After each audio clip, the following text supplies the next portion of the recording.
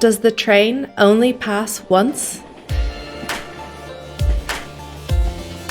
Welcome to the 2Gether4Victims podcast.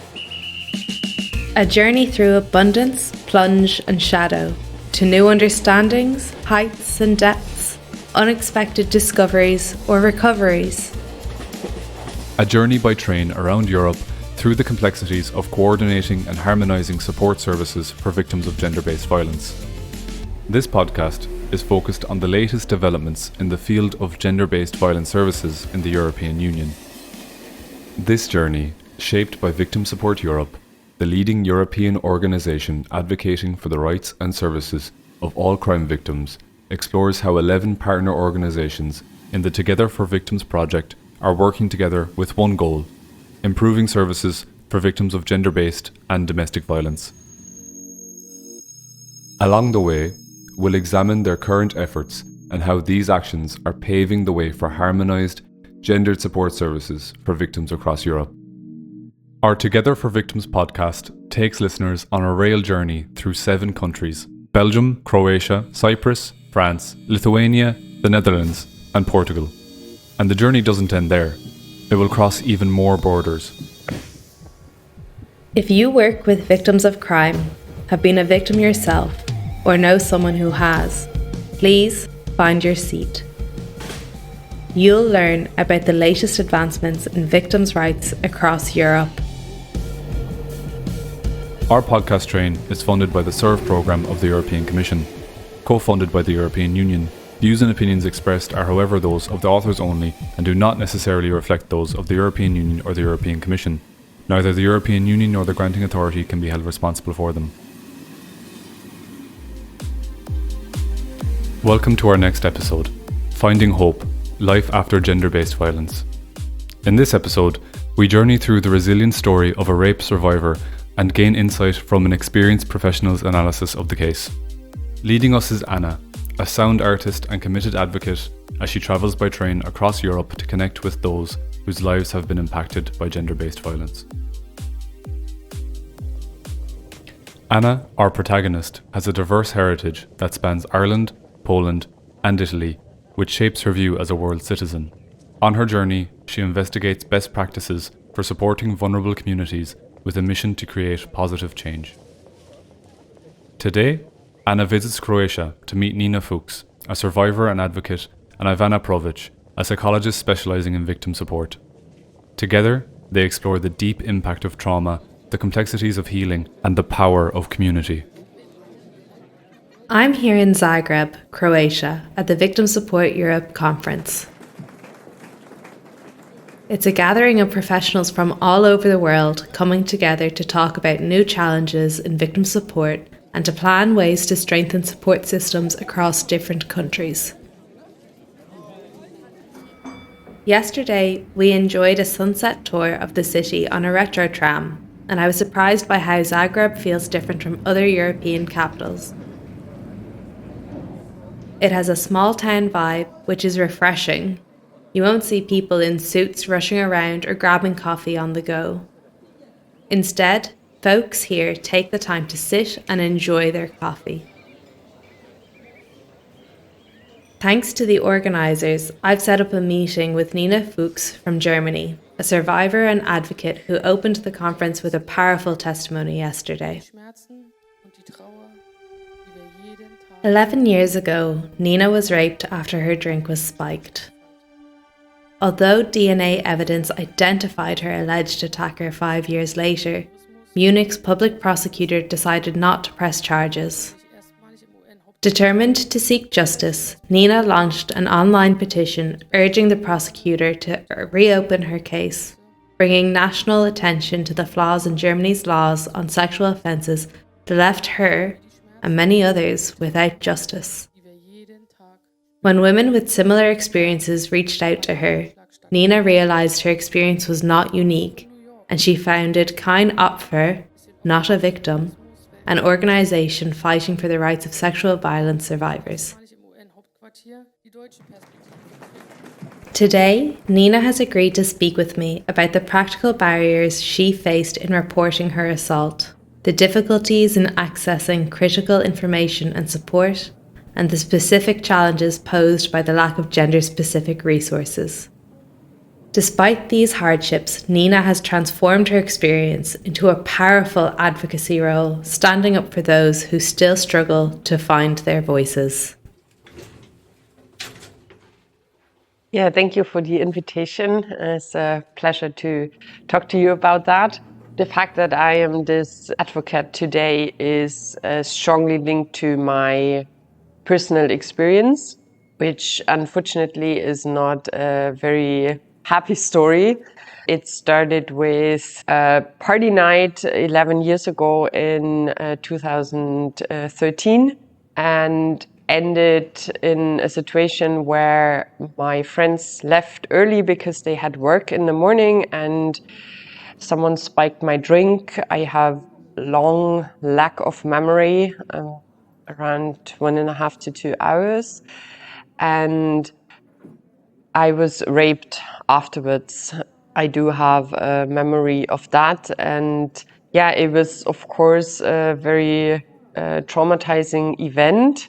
And it was then my sister the next day who insisted to go to the police because she tried to get knowledge what to do in this situation. And it turned out that in connection with rape drugs, time is really essential. So we went to the police, and what I experienced there was, in that moment, even more traumatizing than the rape itself, because they didn't believe me. They told me that rape drugs basically don't exist. So that was really, really hard for me because I actually turned to them for support in the worst moment of my life. I'm German. I'm brought up with this trust in the police. When you are a child, you learn this slogan, police your friend and helper. So this is what I thought I will get. Help and support, and I got the opposite. And then 5 years later, through the DNA, the alleged perpetrator was found. So my case was reopened just to be closed again half a year later with a really ridiculous reasoning. And so I had really, really bad experience with the governmental institutions, namely police and the justice system. And I started speaking publicly for a TV program the first time in 2016. It was never my dream to be on television. I was always the opposite and never wanted to be on television, but my need to talk about what I had experienced with the police and how they treated me, and also that I had the feeling that there was not really enough knowledge about rape drugs out there, motivated me to talk about my story. Then what happened was that other survivors and victims turned to me. First of all, they were really happy that I spoke out about it because, let's face it, it's still a massive taboo. Even though we see changes in the last couple of years, sexual violence is more present in the public discussion, in the media. But 10 years ago, this was not the case. And then they also told their stories and their experiences. And this is when I found out that my situation was not a situation of bad luck, but this was almost the standard, that it was hard to find examples where everything worked the way it should, if you consider that, this person just experienced, something really, really bad and needs help urgently. For me, it was always clear that we can not manage to create a world where there are no bad people or people that don't do bad things, but we can change systems, and especially from governmental systems, from the police, from the justice system. I expect them to be there for victims of very severe crime. This is why I then founded my NGO and started to be this advocate and the voice for victims of sexual violence and rape drugs, because I want these systems to change. Thank you, Nina, for your openness. Hearing about the courage it took to pursue help and how you faced not only trauma but disbelief from authorities is deeply moving. Could you share more about the specific challenges you encountered in accessing support services after the crime? The main challenge I experienced was that I didn't know the services existed in the first place. So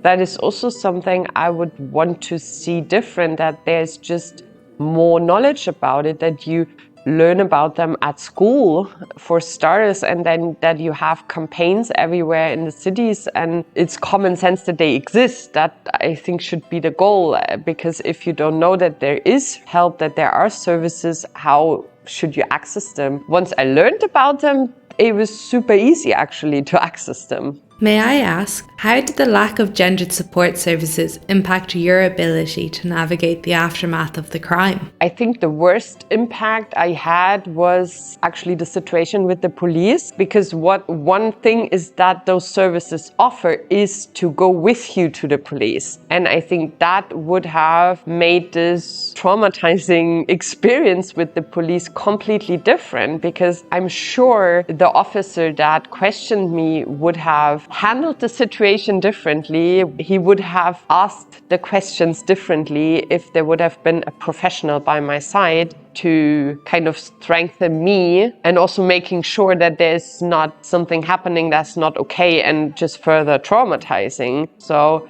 that was really something that I would have wished for, that I had known about the service and could have, asked for help to accompany me there.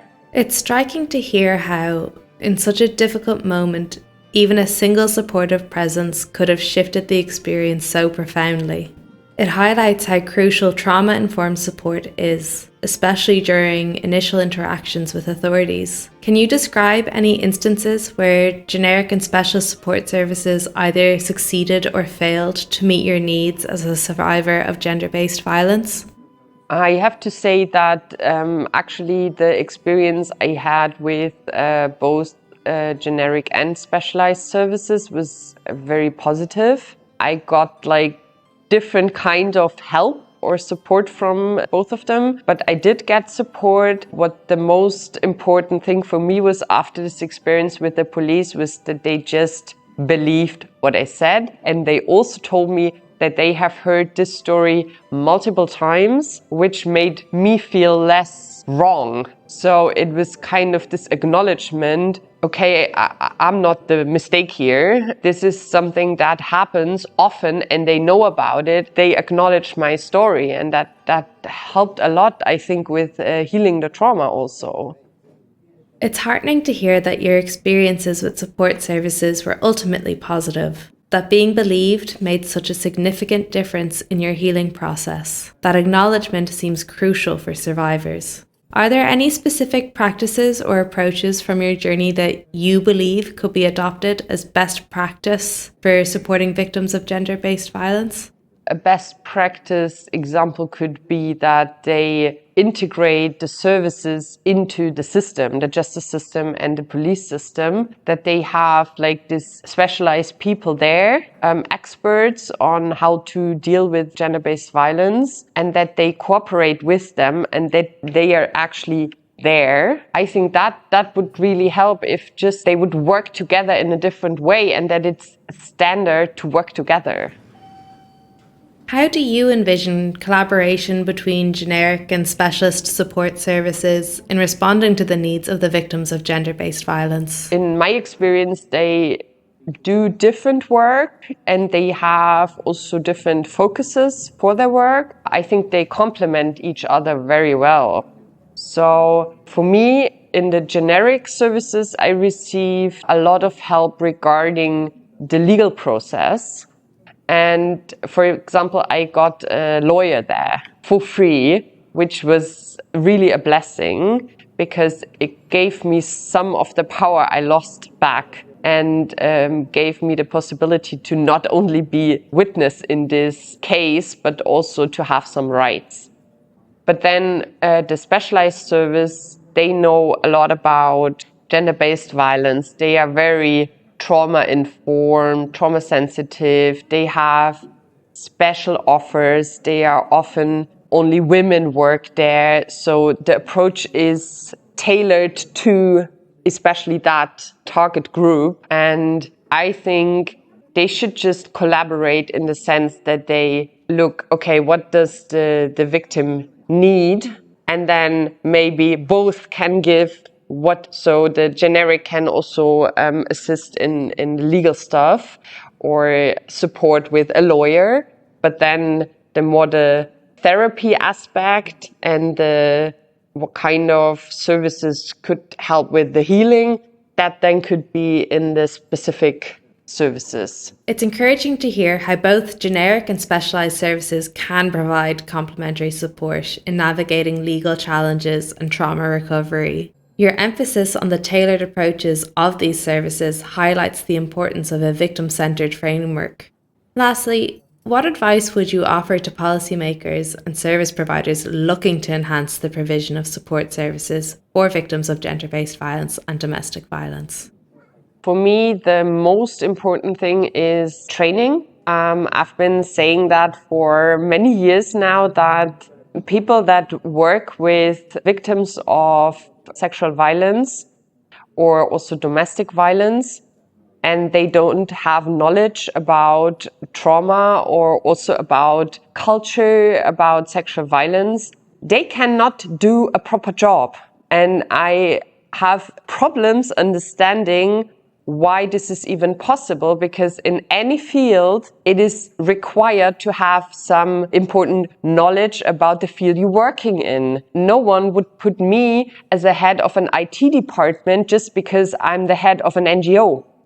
So I don't know anything about IT. Why would I work there? But in that area, it doesn't matter if it's like police officers, judges, prosecution, or even like the people that work with where you can apply for like a victim pension, like that you get financial support because due to the trauma, you are unable to work, which is often like a really hard way to actually receive this financial support. But also that application process is often re-traumatizing. So all these people that work with victims of sexual or domestic violence, they need to be trained on these topics to do a proper job. And for me, this starts right at the beginning, when they start the education for the job, when they do the apprenticeship or whatever studies. It has to be an essential part of the curriculum. So they learn from the beginning what is the behavior of a traumatized person, because what's happening now is that people behave typically like a traumatized person, but because the other person doesn't know anything about it, is the opposite is then the conclusion. They think the person is lying. And that is a big issue. So for me, I think a drastic change would be if you start, putting this important topic in the curriculum so the people can actually do their job properly. As Anna engages in a conversation with Nina, Ivana Prović, a psychologist specializing in victim support, enters the room quietly. Now it is Ivana's moment to reflect on Nina's story through the lens of her professional expertise. Ivana, thank you for joining us here today. It's a pleasure to introduce you. You are a dedicated psychologist and counsellor at the National Call Centre for Victims of Crime, the Croatian 116006 helpline. Your work focuses on providing emotional, legal and practical support to victims and witnesses of crime. You hold a master's degree in psychology from the Faculty of Humanities and Social Sciences in Zagreb, and you've shown a strong interest in counselling, clinical and penological psychology through your experiences, including your internship at the Diagnostic Centre of the Ministry of Justice and Public Administration. Additionally, you've actively contributed to the field by organising educational programmes for both the public and professionals, and you've participated in national and international conferences. Nina's courageous sharing of her experiences has shed light on the profound impact that trauma can have on survivors. From a psychological perspective, how might experiences like those of Nina Fuchs influence a survivor's mental health and well-being, particularly in terms of trauma, coping mechanisms, and resilience?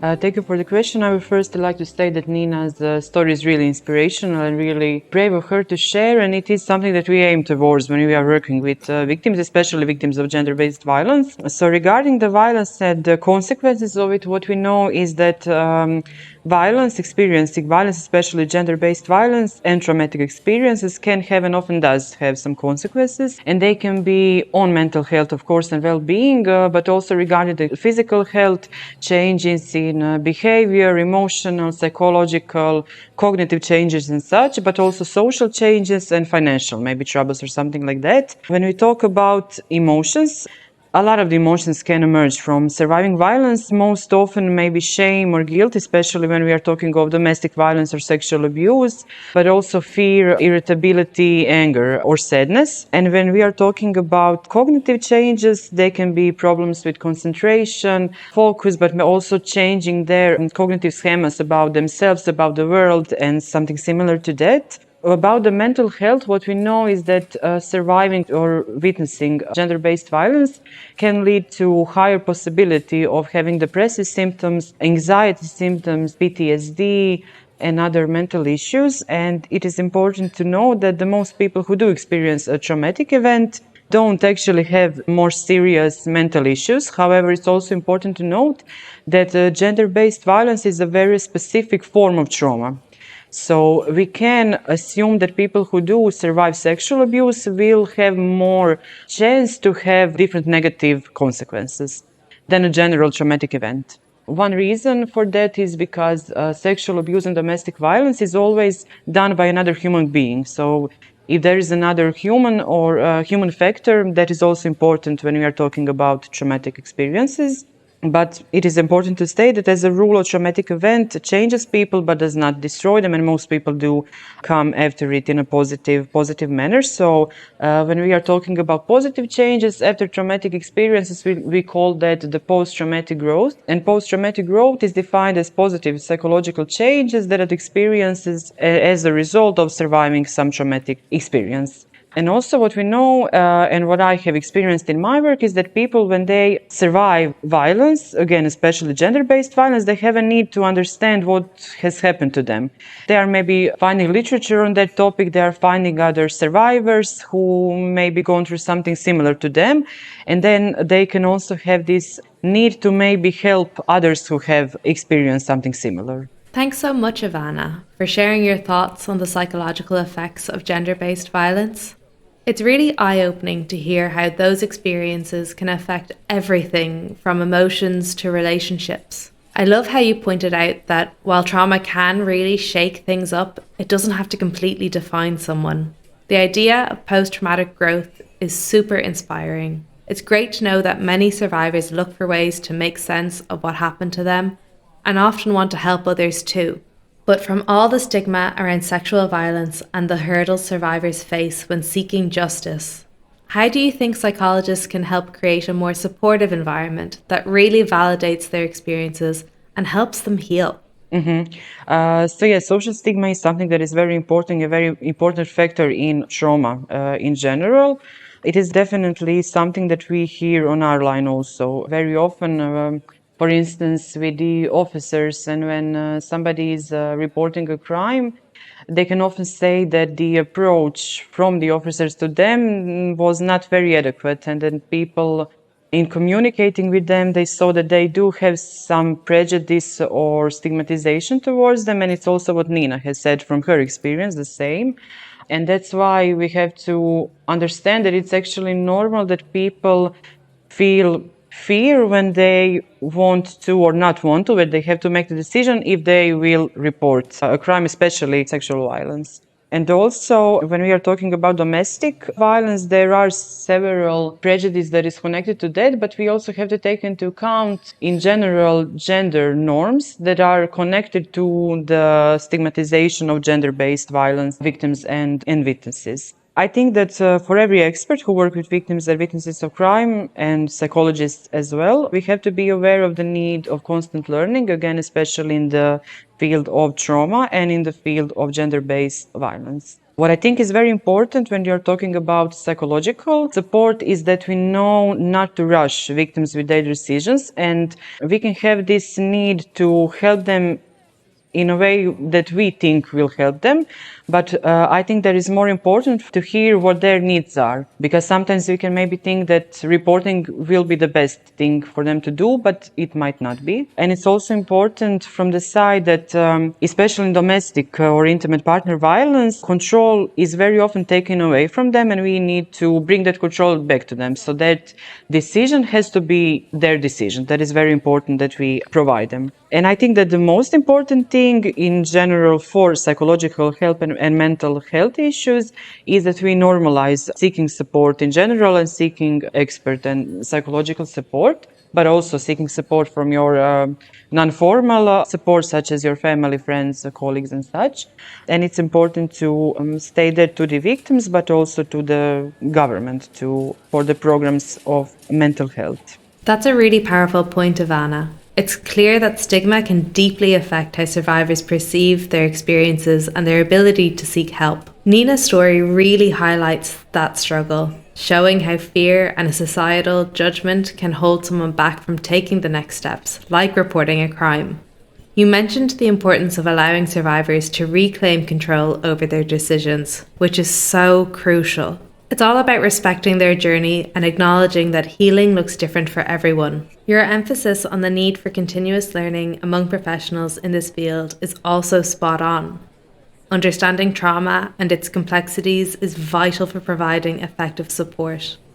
And lastly, given Nina's transformation from victim to advocate, what psychological factors or processes might be involved in this transition?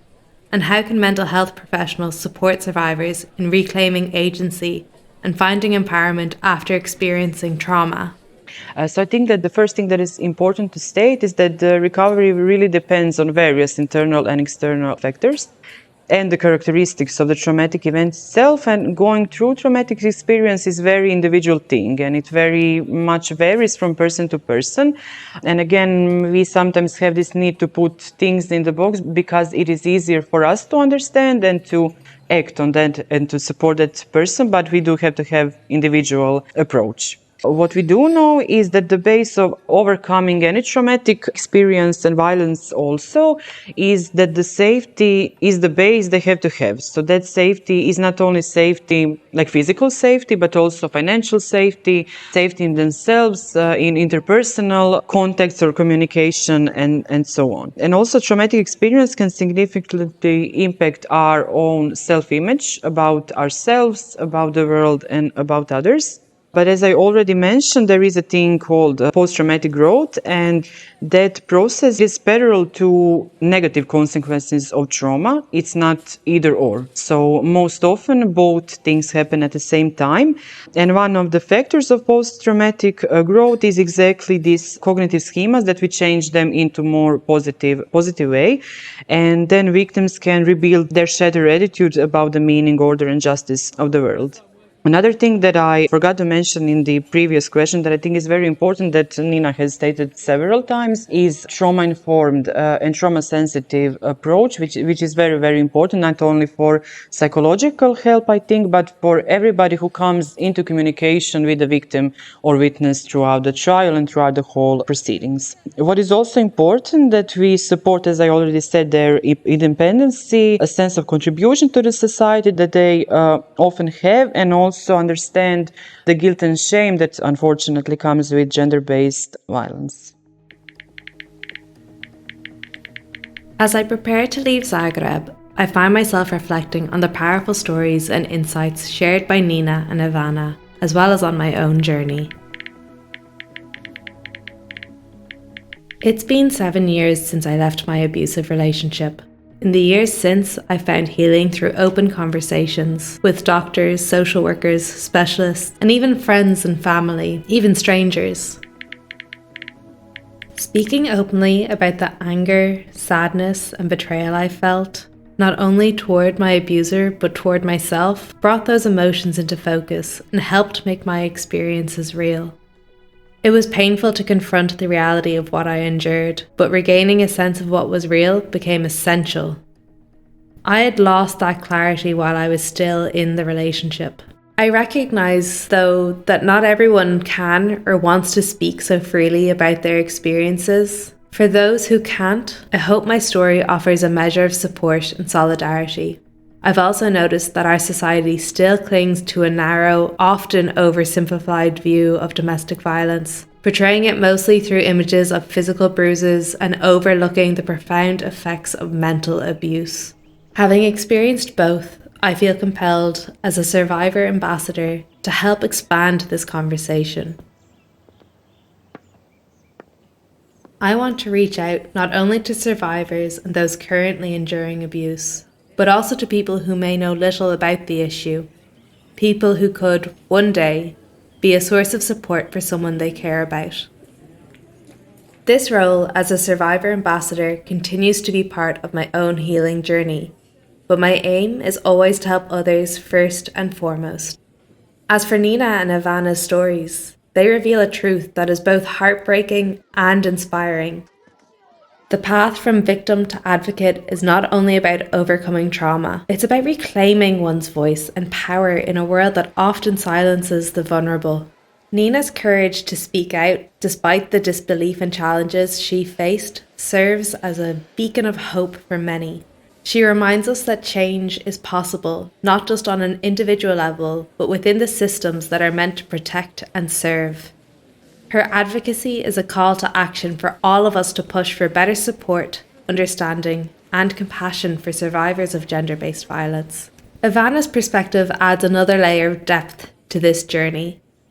She emphasises the importance of recognising trauma's impact on mental health, while also highlighting the potential for growth that can emerge from adversity.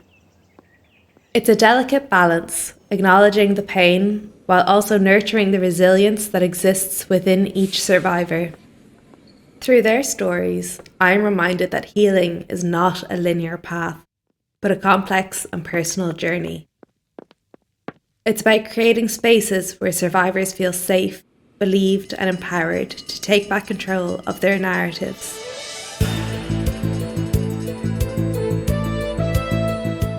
As I continue my travels across Europe, I carry with me a renewed commitment to advocate for those whose voices need to be amplified.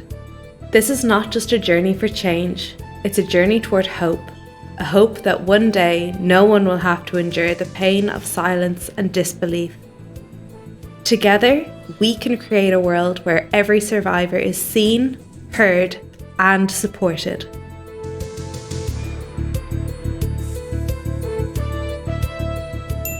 As Anna continues her journey through Europe on the train, she's filled with anticipation for the new countries and experiences that await her.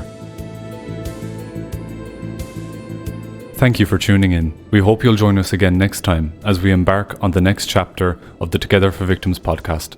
In the next stop, Strength and Unity, Enhancing Victim Support for Those Affected by Gender-Based Violence and Building Safer Communities, we'll look at how different support services are teaming up to help people affected by gender-based violence, including what's new in the laws and how they're improving care for victims.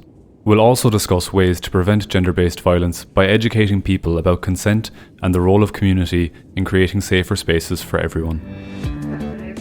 Tune in as our expert guests share their insights on how to better support victims and prevent sexual violence. Does the train only pass once?